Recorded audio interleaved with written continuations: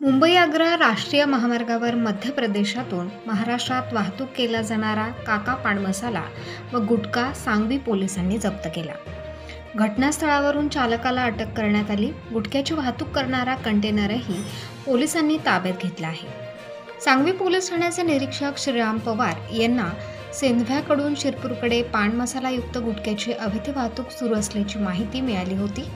4 मे रोजी सायंकाळी 6ला त्यांनी पळासनेर गावाजवळ असलेल्या लोकसभा निवडणुकीच्या चेकपोस्टवर संशयित वाहनाच्या चालकाला थांबवण्याचा इशारा केला असता त्याने वाहनासह पळ काढला।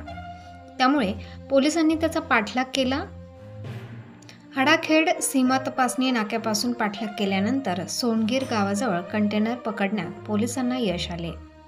चालकाला ताब्यात घेऊन कंटेनरमधील मालाबाबत चौकशी केली असता त्याने पान मसालायुक्त गुटखा व इतर ट्रान्सपोर्टचा माल भरला असल्याची माहिती दिली आहे। संशयित चालक शौकीन चांद वय वर्ष 35 याला अटक करण्यात आली। कंटेनर पोलीस ठाण्यात आणून तपासणी केली असता त्यात काका ब्रँडचा पान मसाला व तंबाखू केसी 1000 जाफरान जर्दा प्रीमियम पान मसाला प्रीमियम तंबाखू असा 13,15,000 रुपये